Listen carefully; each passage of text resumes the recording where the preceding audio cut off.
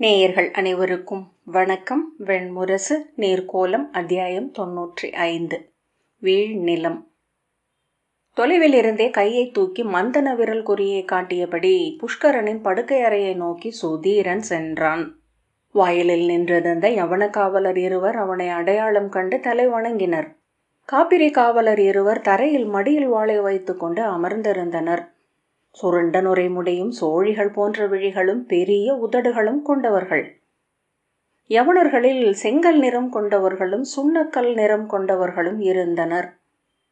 சுதீரன் மெல்லிய குரலில் மந்தன குறிமொழியில் அரசனை அழைத்துச் செல்ல வந்திருப்பதாக சொன்னான். காவலர் வாயிலில் இருந்து சிறிய துளை வழியாக உள்ளே சென்ற நூலை இழுத்து அசைத்தனர். உள்ளிருந்து ஒரு காவலன் துளைப்பொருத்தில் செவி சேர்க்க அவனிடம் மந்தன மொழியில் செய்தி உரைத்தனர். உள்ளே இருப்பவர்கள் பீதரும் சோனகரும் என்பதனால் அவர்களுக்கிடையே ஒற்றை சொற்களாலேயே உரையாட முடியும். அவர்கள் பணிக்கு சேரும்போது அந்த மொழி கற்பிக்கப்படும். அடுத்த அணிக்கு முற்றிலும் புதிய மந்தன மொழி உருவாக்கப்படும். சுதீரன் கைகளை கட்டியபடி காத்து நின்றான். உள்ளே எந்த ஓசையும் கேட்கவில்லை. புஷ்கரன் வழக்கமாக துயிலெழ மிகவும் பிந்தும். அவன் இரவு செறிவதற்குள்ளாகவே துயிலறைக்கு சென்று விடுவான். அவன் துயில்வதற்கு 20க்கும் மேற்பட்ட துயிலறைகள் கட்டப்பட்டிருந்தன. எங்கே அன்றைய துயில் என்பதை அவனே துயில்வதற்கு சற்று முன்னர் முடிவெடுப்பான். ஒவ்வொரு நாளும் வெவ்வேறு காவலர் அவன் அறைக்கு வெளியேயும் உள்ளேயும் காவல் காத்தனர். பீதர், யவனர், சோனகர், காப்பிரியர் என அயலவர் மட்டுமே காவல் பணிக்கு அமர்த்தப்பட்டனர். அவர்களும் 6 மாதங்களுக்கு ஒரு முறை முழுமையாக மாற்றப்பட்டனர். சிவமூலி இழுத்து மயங்கி துயிலும் வழக்கம் முன்பு புஷ்கரனுக்கு இருந்தது. ஒவ்வொரு நாளும் கால் தளர்ந்து தள்ளாடியபடியே அவன் படுக்கை அறைக்கு சென்றான். பின்னர் நரம்புகள் தளரத் தொடங்கியதும் எங்கும் எப்போதும் அமர்ந்த சற்று நேரத்திலேயே ஆழ்ந்து துயிலத் தொடங்கினான். நரம்பு தளர்வுக்கு மயக்குகள் ஒவ்வாய் என்று மருத்துவர் விலக்கிவிட்டமையால் மதுவும் சிவமூலியும் அகிபீனாவும் அவன் கொள்வதில்லை. அவன் படுக்கையில் படுத்ததும் அருகே நின்றிருக்கும் காவலர் சீரான தாளத்தில் மெல்ல பீடத்தை தட்டுவார்கள். அதை கேட்டபடி கண் தளர்வான்.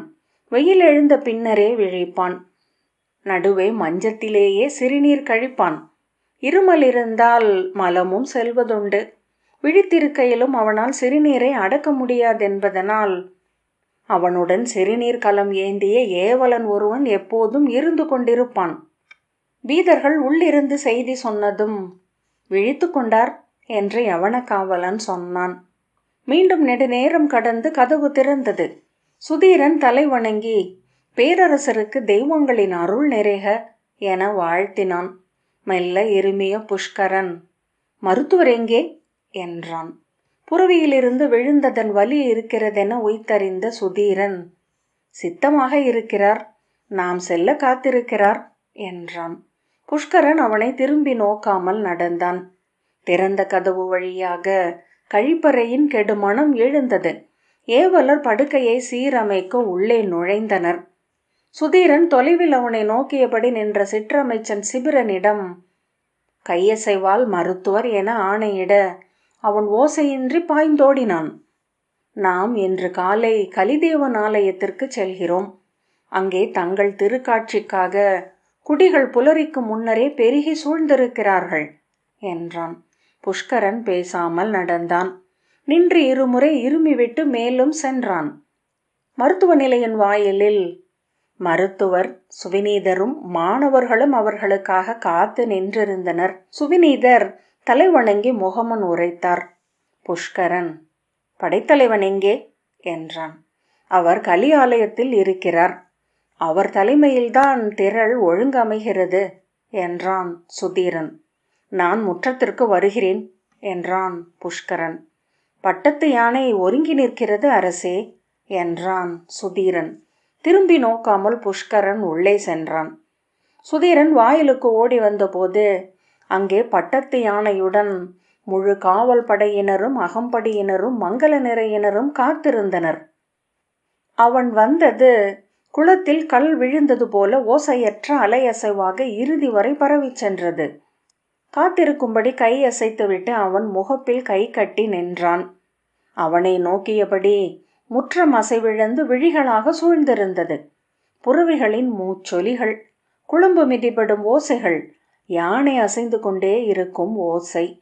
அவர்களுக்கு பின்னால் ஓசையே இல்லாமல் குன்று போல நின்றிருந்தது அரண்மனை. உள்ளே நுழைய முடியாமல் திணிவு கொண்ட பெரும் குவையன்று வேறில்லை என விடிந்தபடியே வந்தது. ஒவ்வொன்றும் துலங்க பந்தங்கள் மட்டும் ஒளி இழந்தன. பந்தங்களை அணைத்து அப்பால் கொண்டு சென்றனர். அணைந்த பந்தங்களிலிருந்து எண்ணெய் கருகல் மனம் எழுந்து காற்றில் சுழன்று அப்பால் விலகியது. வண்ணங்கள் அனைத்தும் கூர்கொண்டன. தொலைவில் நின்றிருந்த மரத்தின் ஒவ்வொரு இலையும் தெளிந்தெழுந்தது.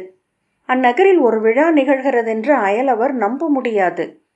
மிக மெல்லிய கார்வை போல மக்கள் திரளின் முழக்கம் கேட்டுக்கொண்டிருந்தது. செவி அருகே ஒரு கலத்தை வைத்தது போல. ஏவலன் அப்பால் வந்து நின்று வணங்கினான்.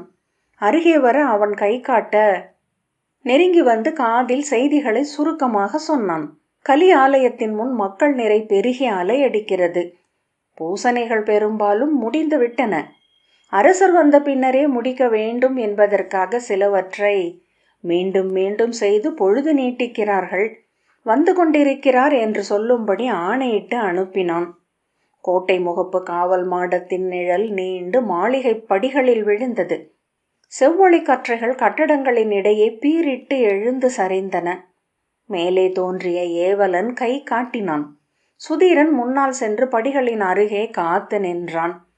புஷ்கரன் இறங்கி வர கண்டதும் அவன் கையசைக்க மங்கள இசை மட்டும் எழுந்தது. புஷ்கரன் தோன்றியதும் வாழ்த்தொலிகள் எழுந்தன. புஷ்கரன் எவரையும் நோக்காமல் நேராக சென்று மரப்படிகளில் ஏறி யானை மேலிருந்த அம்பாரி மீது அமர்ந்தான். கைகளை கட்டிக்கொண்டு பீடத்தில் சாய்ந்தான். பாகன் யானையை மெல்ல தட்ட பொன்னுரை உருகி வழிந்தது போன்ற முகப்படாத்துடன் அது ஆடியபடி திரும்பியது. அதன் மேல் போடப்பட்டிருந்த பட்டுக்கம்பளம் உலைந்தாடியது.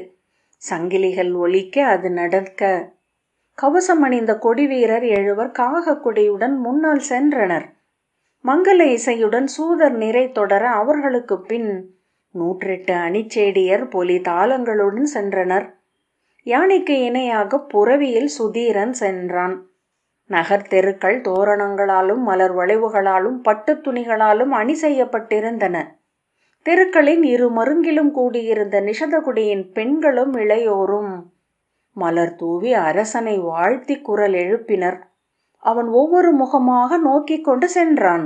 அத்தனை முகங்களும் ஒன்று போல் இருந்தன.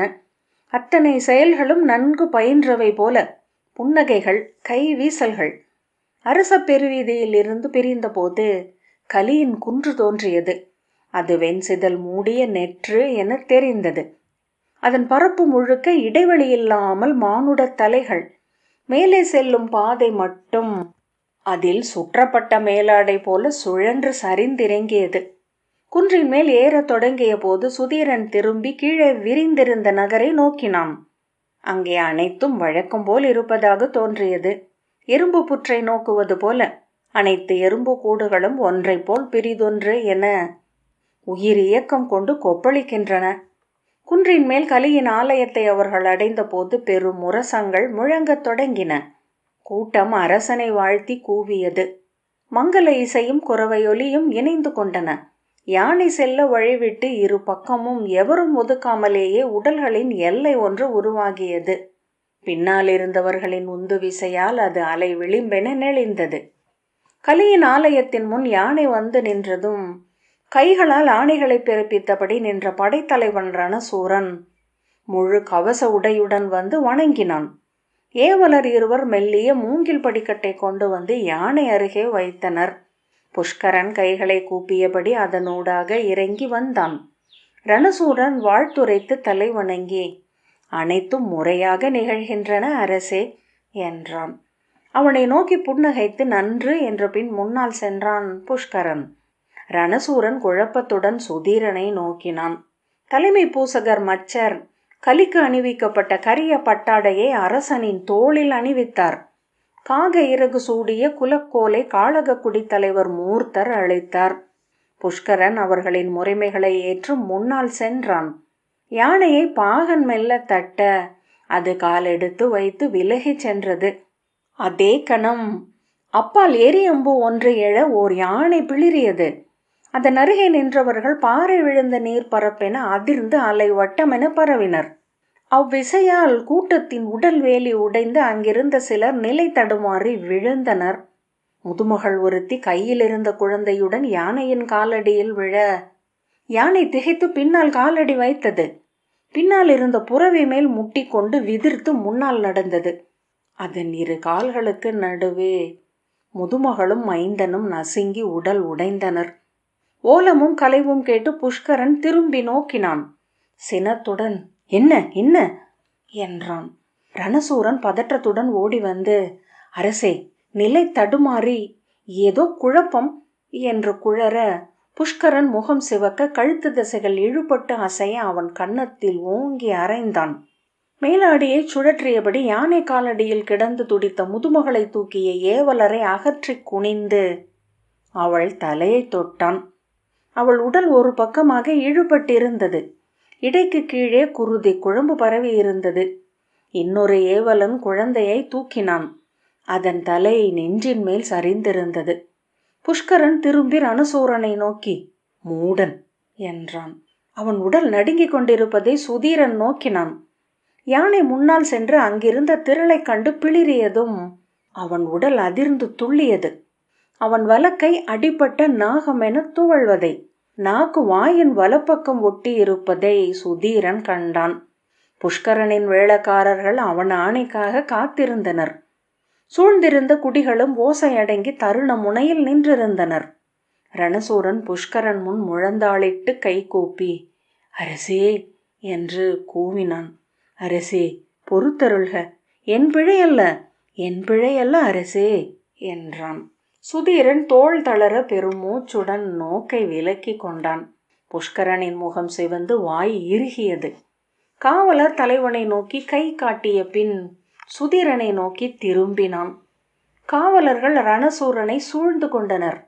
ஒருவன் ரணசூரனின் முதுகை ஓங்கி மிதிக்க அவன் உடல் மண் நோக்கி குனிந்த கணம் காவலர் தலைவனின் வாள் ஏறி இறங்கியது. ரணசூரன் தலை வெட்டுண்டு மெல்லிய ஓசையுடன் கீழே விழுந்தது. அதன் மேலேயே அவன் உடலும் விழுந்தது. உடைந்த களத்தில் இருந்தன வெங்குருதி பீரிட்டு மண்ணில் வழிந்தது. சூழ்ந்திருந்தவர்களிடமிருந்து ஓசையே எழவில்லை. புஷ்கரன் சுதீரனை நோக்கி செல்வோம் என கை காட்டிவிட்டு ரணசூரனின் உடலை சுற்றி கொண்டு ஆலயத்திற்குள் நுழைந்தான். சூழ்ந்து நின்றிருந்தவர்கள் ஓசையே இல்லாமல் இருப்பதைக் கண்டு சுதீரன் ஏறிட்டு பார்த்தான். அந்த பெருந்திரள் பாறை அடுக்குகள் என அசைவும் ஒலியும் அற்று செறிந்திருந்தது.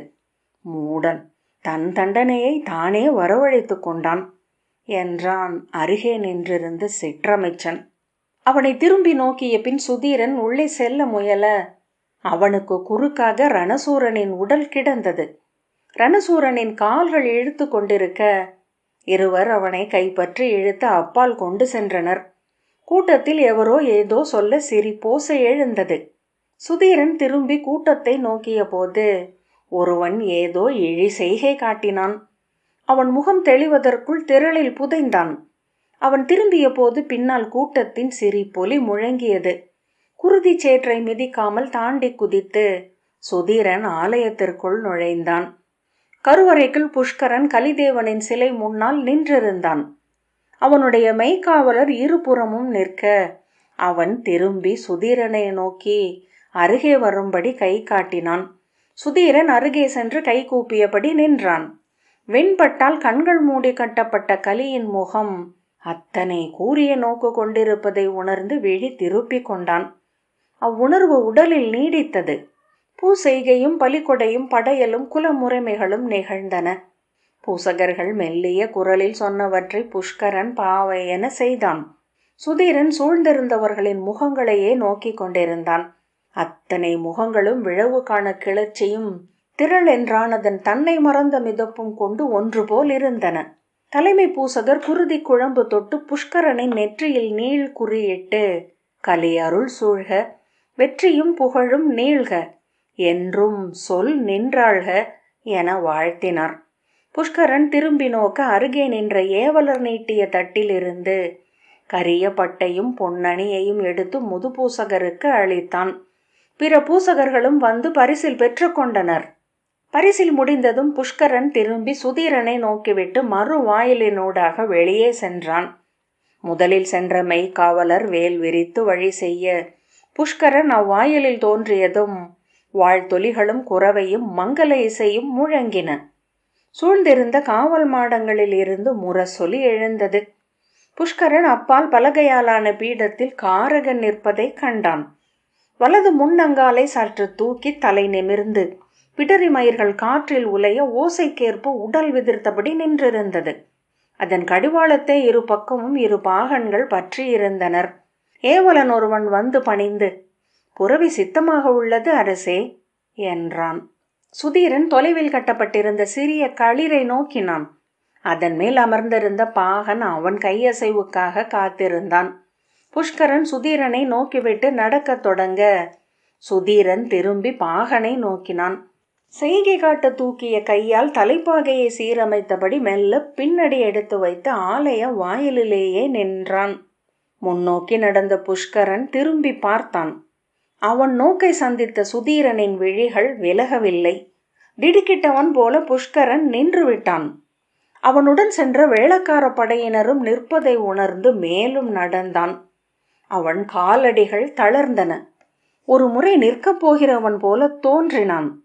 காரகனை அவன் அணுகியதும் பரிவலர் திகைப்புடன் ஒருவரை ஒருவர் நோக்கி கொண்டார்கள். புஷ்கரன் திரும்பி சுதீரனை விழி தொட்டு நோக்கினான். எவ்வுணர்வும் இல்லாமல் சுதீரன் நோக்கி நின்றான். மிக மெல்லிய புன்னகை ஒன்று புஷ்கரன் விழிகளில் தோன்றியது. கடிவாளத்தை தரும்படி பரிவலரிடம் சொன்னான். அவர்களில் ஒருவன் குனிந்து கால் வளையத்தை எடுத்து காட்ட அதில் கால் வைத்து எழுந்து புரவி மேல் ஏறிக்கொண்டான். செவி பின்கோட்டி விழியுருட்டி அது காற்றுப்படும் சுனை என சிலிர்த்தபடி நின்றது. அவன் ஏறி அமர்ந்ததும் அதன் செவிகள் ஒன்றையொன்று தொடுவது போல கூர் கொண்டன.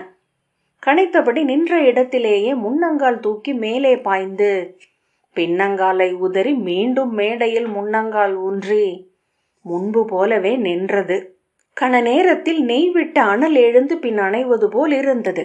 புஷ்கரன் தெரித்து காவலர் நடுவே விழுந்தான். அவர்கள் அறியாமல் விலகி கொள்ள மண்ணில் குப்புற உடல் அறைந்து பதிந்தது போல அசையாமல் கிடந்தான். சூழ்ந்திருந்தவர்கள் அனைவரும் அவனை நோக்கி கொண்டிருந்தனர்.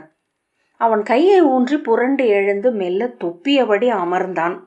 அவன் அணிந்திருந்த பட்டு மணிமுடி அப்பால் கிடந்தது. முகத்தை கையால் துடைத்தபடி அவன் தன்னை சூழ்ந்திருந்தவர்களின் பார்வைகளை நோக்கினான்.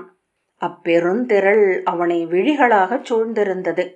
புஷ்கரன் சினம் எரிந்தேற எழ முற்பட்ட போது ஆலய முகப்பில் நின்றிருந்த பட்டத்து யானை மேல் இரு கைகளையும் விரித்து உறக்க நிஷதகுடி வெல்க என்று கூவியபடி நளன் எழுந்தான்.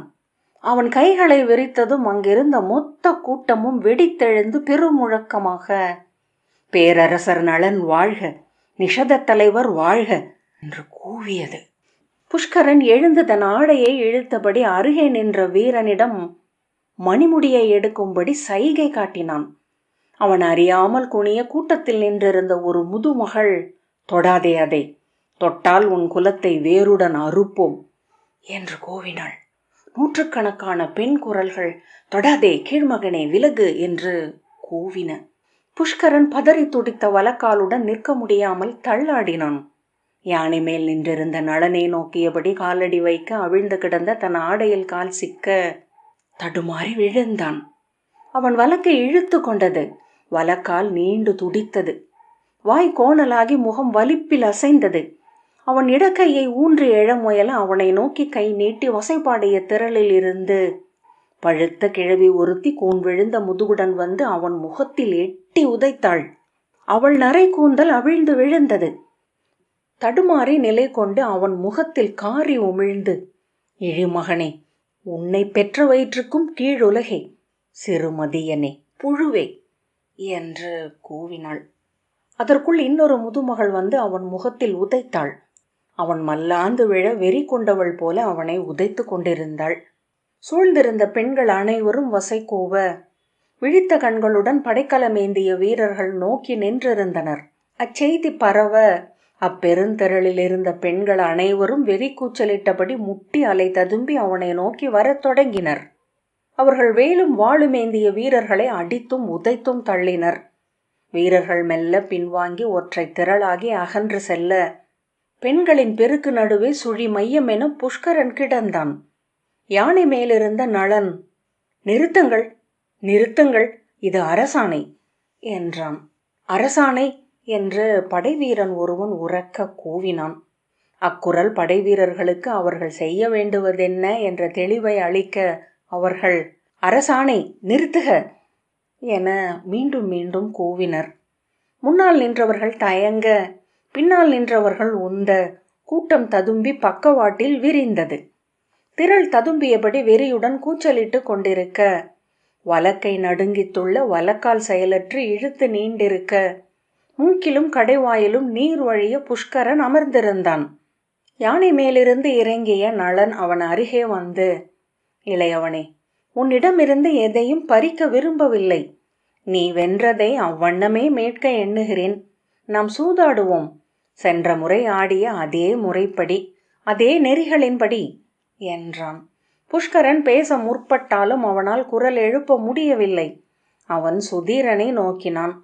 சுதீரன் அருகே வந்து வணங்கி, "நான் அவரது அமைச்சன். என் பெயர் சுதீரன்" என்றான். "அவர் உங்களுடன் சூதாடுவார். எங்கே, எப்போது என்று சொல்லுங்கள்" என்றான். நளன் வாய் எடுப்பதற்குள் முதுமகள் ஒருத்தி தொண்டை புடைத்து தெரிய பற்கள் நெறிபட, "இப்போதே, இக்களமுற்றத்திலேயே நிகழட்டும். இவன் நச்சுப்பல் நாகம். அது பதுங்கி எழ வாய்ப்பளிக்க மாட்டோம்" என்று கூவினாள்.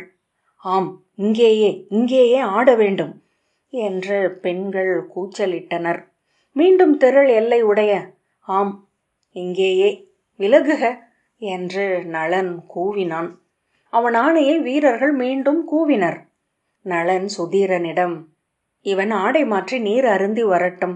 இந்த ஆலய முற்றத்திலேயே களம் அமையட்டும்" என்றான். சுதீரன், "ஆம் அரசே" என்ற பின் புஷ்கரனின் இடக்கையை பற்றி தூக்கினான். புஷ்கரனின் எடையை அவனால் தாங்க முடியாமல் தள்ளாடினான். சூழ்ந்திருந்த எந்த வீரனும் உதவ முன்வரவில்லை. சுதீரன் வலக்கையை பற்றி கொண்டு இழுத்தான். அது பாய்மர கயிறென அதிர்ந்தது. இடக்கையை ஊன்றி புஷ்கரன் எழுந்தான். சுதீரன் அவன் தோள் சுற்றி பற்றி தாங்கிக் கொண்டான். "வருக அரசே, ஆலய சிற்றறையில் ஓய்வெடுக்கலாம்" என்றான் சுதீரன். புஷ்கரன், "நீர், விடாய் நீர்" என்றான். அவன் உதடுகள் வீங்கி இருந்தன. நாக்கு வந்து வளைநாகம் போல் தலை காட்டி மீண்டது. ஆலய சிற்றறையின் வாயிலில் நின்றிருந்த பூசகர், "பூசனை பொருள் வைப்பதற்குரிய அறை இது. இதற்குள் செல்ல முடியாது" என்றார். "ஒரு குறுபீடத்தை மட்டும் போடுங்கள், அரசர் இளைப்பாறட்டும்" என்றான் சுதீரன். பூசகர், "இது இளைப்பாறுதற்குரிய இடமல்ல" என்று சொல்லிவிட்டு உள்ளே சென்று கதவை மூடிக்கொண்டார். "அமர்க அரசே" என சுதீரன் அவனை படிகளில் அமரச் செய்தான். "நீர், நீர்க்குடுவை" என்றான். வீரர்கள் வாள்களும் வேல்களுமாக எவரோ என நோக்கி நின்றனர். வீரர்களாலும் பெண்களாலும் சூழப்பட்டு நின்ற நளனை நோக்கி, "அரசே, விடாய் நீர் கொடுக்க ஆணையிடுக" என்றான் சுதீரன். நளன், "நீர் கொடுங்கள்" என்று சினத்துடன் சொல்லி அவனே வரப்போனான். "இருங்கள் அரசே" என ஒரு வீரன் இடையிலிருந்து நீர்க்குடுவையுடன் வந்து அதை சுதீரனிடம் தந்தான். வீங்கிய உதடுகளிலிருந்து வழிந்து நீர் மார்பெங்கும் நனைய, தொண்டை முளை ஏறி இறங்க மூச்சுவிட இடைவெளி விட்டு புஷ்கரன் நீரை அருந்தி குடுவையை வைத்துவிட்டு தலை குனிந்து அமர்ந்திருந்தான். சுதீரன் தன் மேலாடையை எடுத்து அவனிடம் அளித்து, "துடைத்து கொள்ளுங்கள்" என்றான். அவன் முகத்தை துடைத்ததும் அதை வாங்கி அவன் முதுகையும் தோளையும் துடைத்தான். புஷ்கரன் தலை தூக்கி, "அவர் வந்ததே எப்போது உமக்கு தெரியும்?" என்றான். "நேற்று முன்னாள்" என்றான் சுதீரன். 2 நாட்களாக இந்நகரில் சுற்றி கொண்டிருந்தார் என்றனர் என் ஒற்றர். புஷ்கரன் வெறுமனே நோக்கினான். "இக்குடிகள் மேல் நம்பிக்கை கொள்ளாமல் இருந்தார். திரும்பி சென்று விடுவதை குறித்து கூட எண்ணினார். ஆகவேதான் காரகனிலிருந்து உங்களை விழச் செய்தேன்" என்றான் சுதீரன். "அவர் புரவியை அறிந்தவர். கரிய வைரம் என அதை அழைக்கின்றனர் பரிவலர். அப்புரவி உங்களை ஏற்கவில்லை என்பது போதும் அவர் நம்பிக்கை கொள்ள. புஷ்கரன்: இன்று குடிகள் நடுவே விழச் செய்து அவர்களுக்கும் அவர்களின் எண்ணத்தை காட்டிவிட்டீர் என்றவன் புன்னகையுடன் இதழ் வளைய, நன்று.